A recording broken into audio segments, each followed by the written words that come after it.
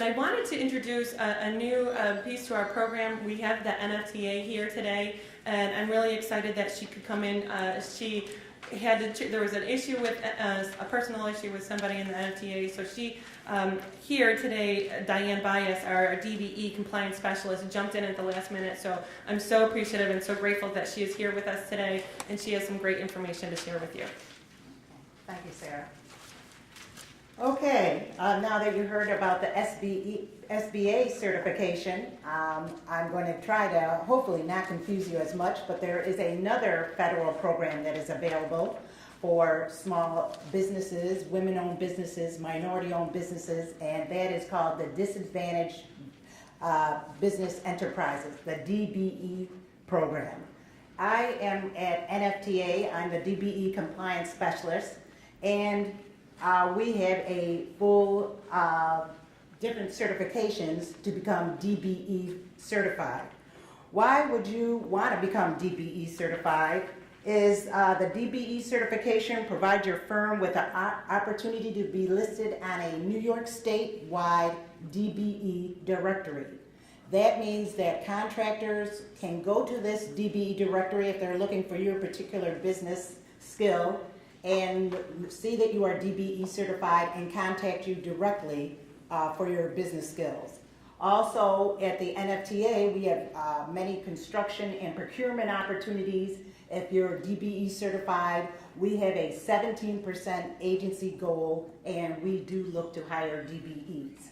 What constitutes a disadvantaged business enterprise is, again, almost the exact same requirements in that respect as the SBA, and that you have to be socially and economically disadvantaged and from the following groups: women, Black Americans, Hispanic Americans, Native American, Asian Pacific American, or subcontinent Asian American. Some of the differences in terms of certification is you would go, we are in a partnership with the Metropolitan Transportation Authority, that's down in New York City, MTA. And again, DBE certification be done at NFTA, which I am a part of. Also, DOT, Department of Transportation, does DBE certification, and the Port Authority of New York and New Jersey. Only those 4 agencies in the state of New York do DBE certification. The other criteria that makes a difference between SBA is that your personal net worth still excludes your personal residence, still excludes the equity in your business, but the income level or asset level is stopped at 1.32 million. So if you have assets at 1.32 million, you are not considered disadvantaged and you cannot participate in this program. So if you are interested in becoming DBE certified, how do you go about getting certified? You can contact me or, again, any of the 4 agencies that I just mentioned. DOT, unfortunately, NFTA at this time does not have the application online yet, but we soon will. And you can go to dot.gov, and there is the application that has to be printed out with a affidavit that you have to have signed and notarized stating that you are a disadvantaged business. There's a personal net worth statement that you must complete fully. Also, one of the other stipulations for DBE certification is taxes. You have to submit your personal taxes and your business corporate taxes. You do not have to be in business for over 1 year, but we do like to look at those taxes 3 years going back. Once you have got copies and have your application completed, you then submit it to NFTA or the other 3 agencies that I mentioned, and then you start the process for DBE certification. DBE certification, the federal regulation is normally 90 days.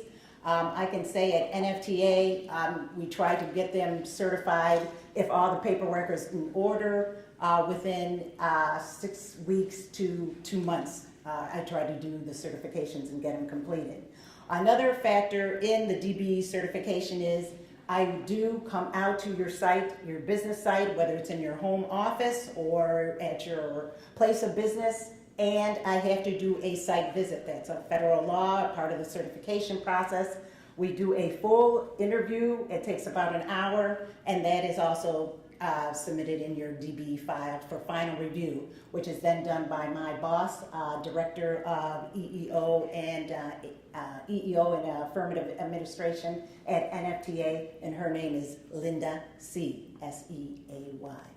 So that pretty much explains the DBE program. It's was determined it's established by the Department of Transportation. It's just one more certification after you're hearing all about these certifications today, from WBE to SBA to now there's something else you should consider, and that's the Disadvantaged Business Enterprises, the DBE program.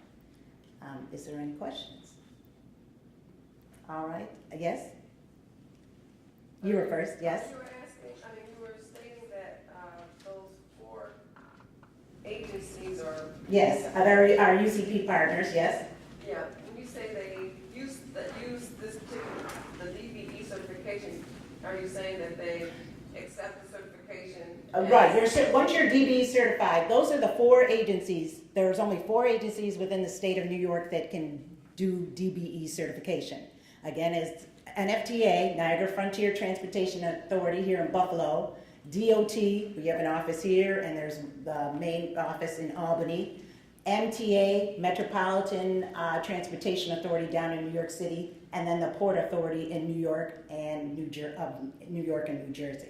They are the only ones that do DBE certification. But once you are DBE certified, you're on a statewide directory, and that it's accepted anywhere in New York State. You also are available, once you're DBE certified in your home state, you then can go out and become DBE certified in other states across the USA. Yes? You don't have to wait a year to be in business in order to. Become DBE certified? No, you do not. So then would you just exclude the corporate tax? If there's no corporate taxes, then there's no corporate taxes. But you still would have to submit your individual taxes. Okay. 3 So years. still start the process and then just wait until you get your corporate tax. That's right. I also should mention too, to be DBE certified again, one of the rules, regulations is it has to be 51% minority or women owned. So that's the cutoff for DBE certification. Yes. Excuse me, to tack on to that, if you're a new LLC, well, not new, but if you were an LLC, but you haven't had business for 3 years, so then how do you go back? Okay, you were an LLC? I still am, but I haven't been doing business as. Okay, but you still could apply for DBE certification. But I guess my question is, were you in business before as the LLC? Yes. How long ago? Longer than 3 years? No. Then we would take whatever, it was 2 years ago, we take the taxes then from 2 years. Okay. Okay, we could utilize that, yeah. One other question. Some states have a senior person, DBE, as a disadvantaged person, senior adult woman, Who owns the business? senior citizen as a disadvantaged. We have no age limit, it doesn't matter. It's just you have to be the 51% owner. You have to have a net income, your net assets have to be below 1.32 million, and you have to belong to one of the social groups that they have formed as disadvantaged that I just named. So you don't classify a senior citizen as A disadvantage, no, no. They have to be a woman, by the criteria I just said, yes, and a person. I have a question about having I'm sorry to Oh, somebody sorry, else. okay. 50-50, let's say you have a male partner and both are minorities in one way or another. So you're either a woman-owned business or you're disadvantaged. Okay, let's give the example, you're a white woman, 50% partner with an African-American man, your business is disadvantaged because you meet that social criteria. So you can become DBE certified. So you don't, either one doesn't have to own 51%. Yes, and I'm sorry, I was just thinking that somebody has to be a 51% owner. That is correct, yes, out of that group, yes. Does the woman who is the 51%